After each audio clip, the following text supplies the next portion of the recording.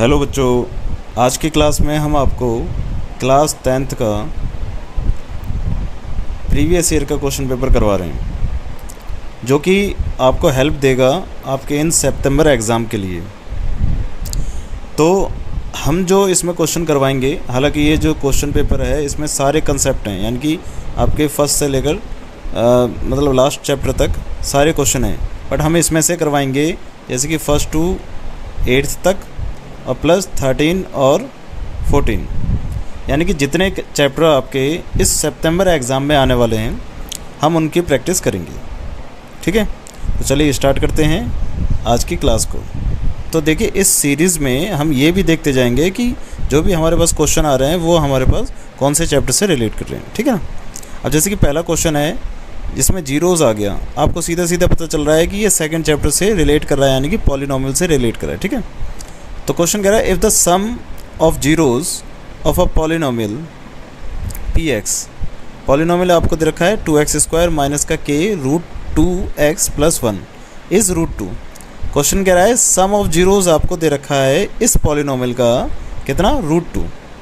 तो क्या दे रखा है आपको, सम ऑफ जीरोज़। ठीक है, सम ऑफ जीरोज़ के लिए देखिए हमारे पास दो चीज़ें होती थी, अगर आपको याद है तो। एक होता है सम ऑफ जीरोज़ और एक होता है प्रोडक्ट ऑफ जीरोज़।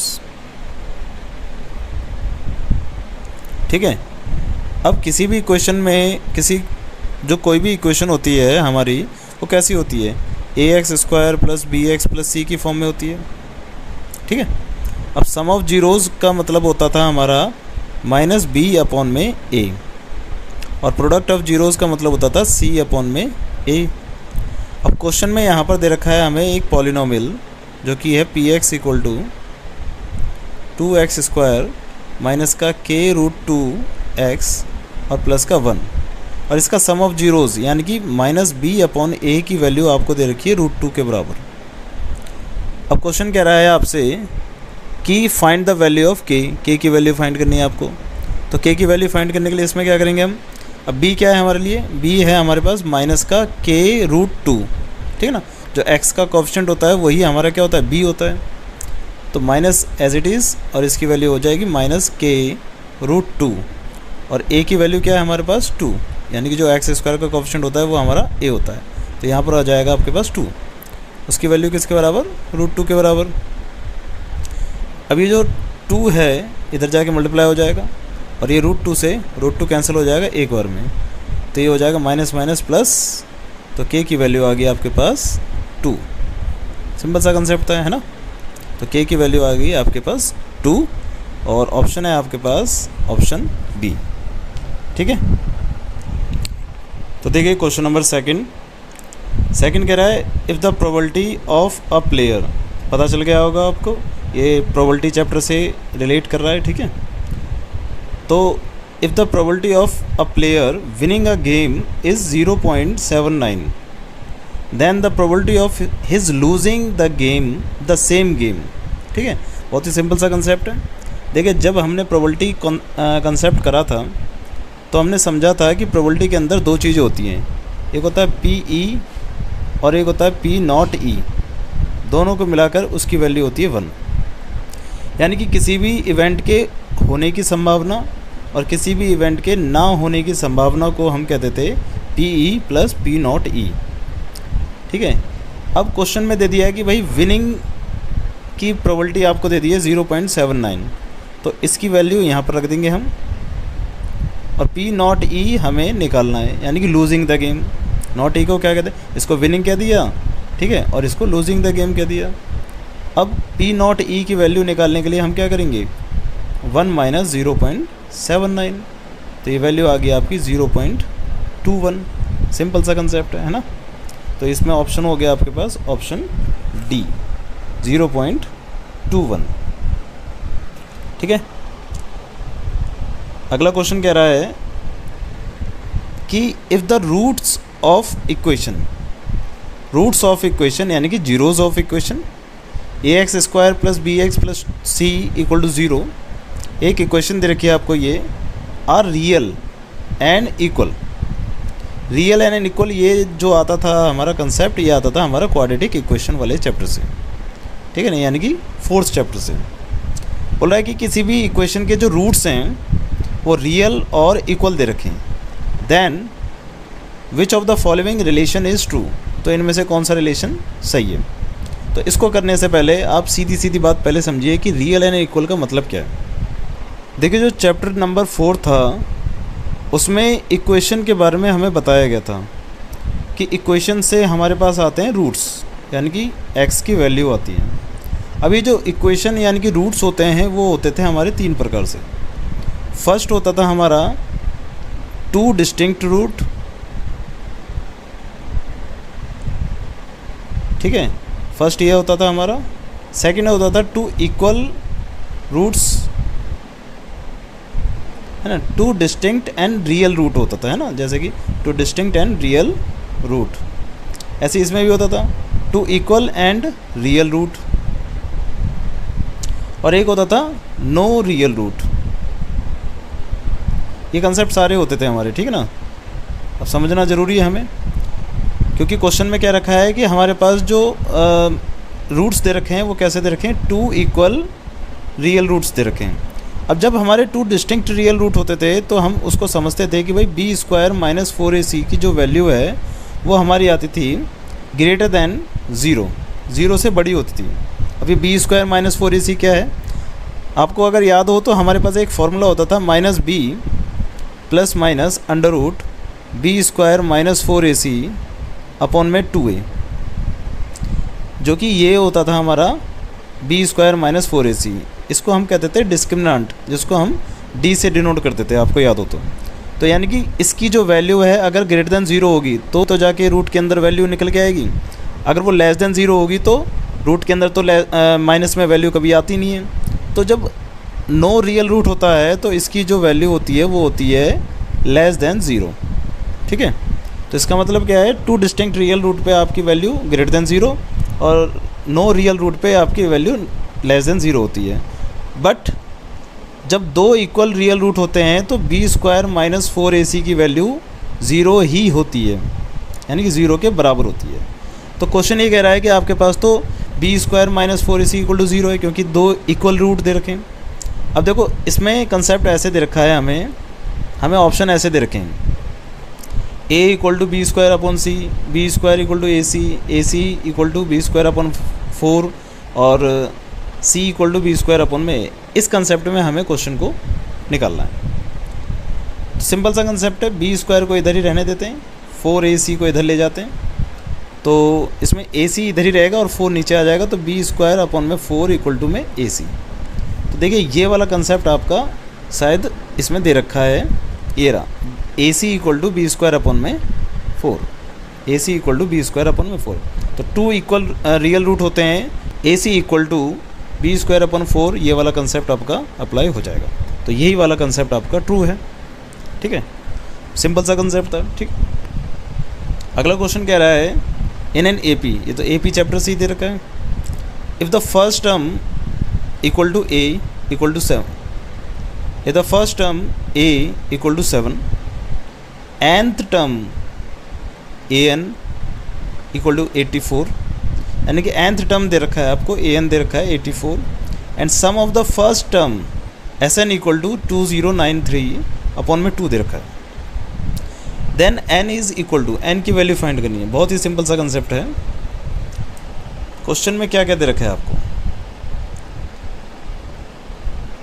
क्वेश्चन में a दे रखा है आपको 7, an दे रखा है आपको, देख लेते हैं, an की वैल्यू थी 84 और Sn की वैल्यू थी आपके पास 2093 अपॉन में 2। ये कंसेप्ट आपको दे रखा है और n की वैल्यू फाइंड करने के लिए बोला है। तो देखिए सबसे पहले आपके पास Sn का फॉर्मूला आप ओपन कर सकते हैं। Sn के आपके पास 2 फॉर्मूले थे। एक फार्मूला था जिसमें L का इस्तेमाल होता था, L मतलब लास्ट टर्म, और एक फार्मूला था जिसमें आप विदाउट L यूज़ करते थे। दोनों फार्मूले कुछ ऐसे थे कि n/2 2a + n-1 into d, ये फार्मूला था एक, और एक फार्मूला था n/2 a + l। एल का मतलब होता था लास्ट टर्म मतलब ए एन। तो देखिए यहाँ पर आपके पास ए एन दे रखा है तो आप ए एन का इस्तेमाल कर सकते हैं। तो S N equal to 2093 upon में 2 था, और एस एन की जगह हम लिख देंगे n/2 A plus L equal to 2093 upon में 2। अब इस 2 से तो 2 कैंसिल हो जाएगा। ए की जगह आप लिख सकते हो 7, ये दे रखा था आपको, और एल की जगह पर लिख सकते हो आप 84, और मल्टीप्लाई में n था 2093।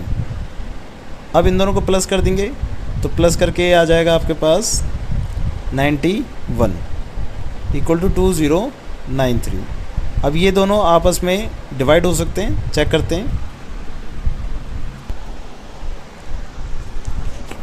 तो 91 से 2093 आपका कैंसिल हो जाएगा 23 टाइम्स, तो n की वैल्यू आ जाएगी आपके पास 23। देखते हैं ऑप्शन है या नहीं है हमारे पास। अब इसमें दे रखा है आपके पास ऑप्शन नंबर सी, तो ये आपका हो जाएगा आंसर। ठीक है, अगला देखिए क्वेश्चन नंबर 5।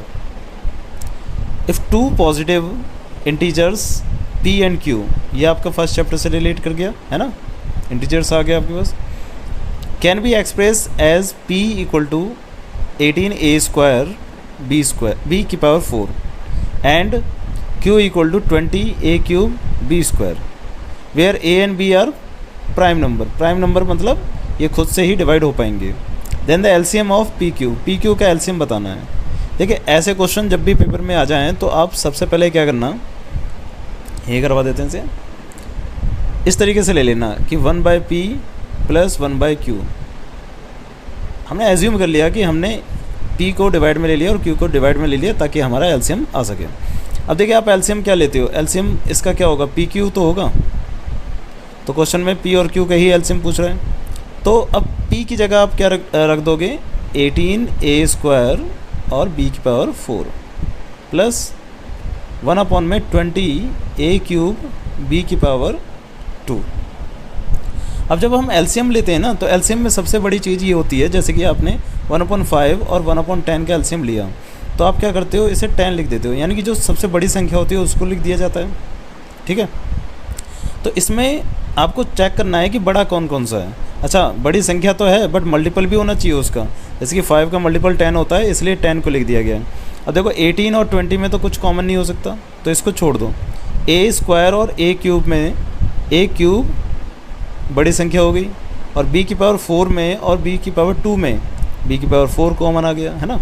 तो इसका मतलब a की पावर 3 और b की पावर 4 तो इसका एलसीएम रहेगा ही रहेगा, और साथ में 20 और 18 और 20 को भी देखना है आपको। ठीक है, अब देखिए 18 और 20 का अगर हम एलसीएम देखें क्या आएगा। अब आप क्या करोगे, सबसे पहले ये चेक करोगे कि एक दूसरे के टेबल में ये आते हैं या नहीं आते। ये दोनों आपस में एक दूसरे के टेबल में नहीं आते, तब फिर क्या करेंगे। अब ये देखते हैं कि भाई 18 के टेबल काउंट करने के बाद और 20 का टेबल काउंट करने के बाद दोनों में सेम चीज़ कौन सी आती है, जो दोनों के टेबल में आती हो। तो भाई दोनों के टेबल में जो आती है वो होती है हमारी 180, 180 से पहले ऐसी कोई डिजिट नहीं है जो कि इन दोनों के टेबल में आती हो। ठीक है, तो यहाँ पर 180 क्या हो जाएगा, हमारा एलसीएम हो जाएगा। तो इसका पूरा एलसीएम क्या आ जाएगा, 180 a³ इंटू में b की पावर 4। तो ये ऑप्शन कहीं है होगा हमारे पास, ये रहा 180 a³ और b की पावर 4। ठीक है, अगला क्वेश्चन देखते हैं।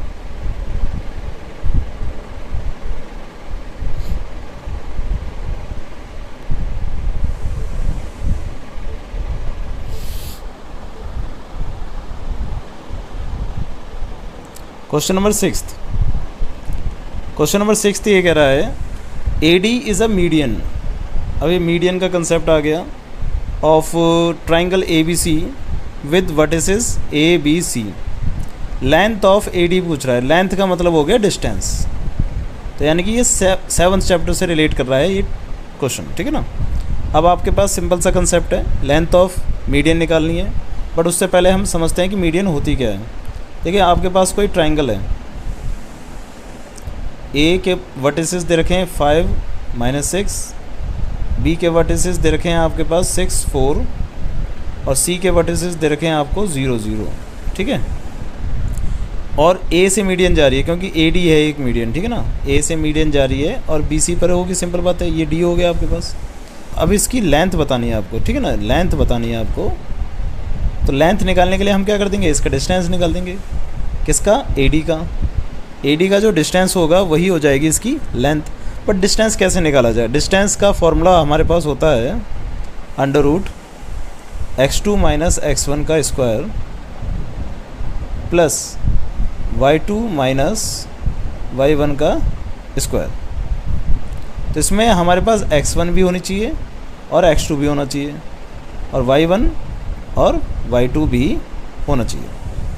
अब इस क्वेश्चन में x1 और y1 तो हम एज्यूम कर लेंगे कि हमारे पास 5 और -6 है, बट d के कोऑर्डिनेट नहीं है हमारे पास। तो d के कोऑर्डिनेट हमें सबसे पहले फाइंड करने होंगे। उसको फाइंड करने के लिए आपको एक कंसेप्ट दे दिया है यहाँ पर, मीडियन। अभी मीडियन होती क्या है, मीडियन एक ऐसी लाइन होती है जो कि जहाँ पर जाती है उस लाइन को बराबर हिस्सों में डिवाइड करती है। तो इसका मतलब d जो है BC को बराबर हिस्सों में डिवाइड कर रहा होगा, तो यानी कि D जो कहलाएगा आपका मिड पॉइंट कहलाएगा, ठीक है। D की वैल्यू को कह सकते हैं हम मिड पॉइंट ऑफ BC। तो BC का मिड पॉइंट निकालिए भाई। तो mid point of BC, mid point का फॉर्मूला होता है आपका x1 + x2 divide by 2, y1 + y2 divide by 2। BC के लिए x1 क्या हो जाएगा 6 और x2 हो जाएगा आपका 0, C वाला, ठीक है ना, डिवाइड बाय 2। और y1 के लिए y1 हो जाएगा 4 + 0 डिवाइड बाय 2। तो ये आ गया आपके पास 3 और 2, यानी कि D पॉइंट आ गया आपके पास 3 2। अब D पॉइंट आ गया, तो D पॉइंट आने के बाद हम अब क्या निकाल सकते हैं, AD का डिस्टेंस। A हमारे पास 5 - 6 है और D हमारे पास ये x1 और ये y1 हो जाएगा और ये x2 और y2 हो जाएगा, ठीक है। अब फॉर्मूले में पुट कर सकते हो, डिस्टेंस के फॉर्मूले में AD निकालने के लिए √x2 - x1, तो 3 - का 5, 3 - 5 का स्क्वायर प्लस 2 - 6 और माइनस का 6 पहले से है, तो ये हो जाएगा प्लस का 6। तो AD की वैल्यू आ जाएगी आपके पास -2 का स्क्वायर कितना होता है 4 प्लस 8 का स्क्वायर कितना हो जाएगा 64। तो ये वैल्यू आ जाएगी आपके पास √68 आंसर। सिंपल सा कंसेप्ट है ना। अब यहाँ पर ऑप्शन देखते हैं हम, ऑप्शन है या नहीं हमारे पास, √68 पहला आंसर हो जाएगा आपका, ठीक है ना। तो अगला क्वेश्चन देखते हैं, 7th क्वेश्चन। 7th क्वेश्चन ये कह रहा है कि if sec θ - tan θ = m। 8th chapter से रिलेट आ गया आपका ट्रिग्नोमेट्री से। sec θ - tan θ = m, then the value of sec θ + tan θ। बहुत ही बढ़िया क्वेश्चन है, ठीक है, और थोड़ा सा ट्रिकी भी है। ट्रिकी तो नहीं है बट आपको फॉर्मूले पता होना चाहिए। क्वेश्चन कह रहा है sec θ - tan θ = m दे रखा है और sec θ + tan θ की वैल्यू आपसे पूछ रहा है। तो इसको करने के लिए आप ये देखिए कि sec θ और tan θ से रिलेटेड आपके पास कोई फार्मूला होता है कि नहीं होता। अगर आपने ट्रिग्नोमेट्री करी होगी तो आपने देखा होगा कि हमारे पास 3 फार्मूले होते हैं। एक होता है sin² θ + cos² θ = 1, एक होता है sec² θ - tan² θ = 1 और एक होता है हमारे पास cosec² θ - cot² θ = 1। तो sec और tan से रिलेटेड तो ये वाला फार्मूला हो रहा है हमारे पास, तो इसी फार्मूले को हम ले लेते हैं। sec² θ - tan² θ = 1, यहीं से हमारी वैल्यू सॉल्व होगी। अब sec² θ - tan² θ में हम लगा सकते हैं a² - b², जो कि होता है a + b × a - b। तो इसकी जगह लिख देंगे हम sec θ + tan θ और sec θ - tan θ = में 1। अब हमें sec θ - tan टेन थीटा की वैल्यू दे रखी है, तो sec theta plus tan theta हमारी वैल्यू निकल आएगी, ये m हो जाएगा और m की वैल्यू को हम क्या कर देंगे, डिवाइड में ले आएंगे। तो sec theta plus tan theta equal to 1 में m, ये हो जाएगा आपका आंसर, है ना। अब ऑप्शन देखते हैं, तो 1/m आपका ऑप्शन दे रखा है, ऑप्शन नंबर सी। ठीक है।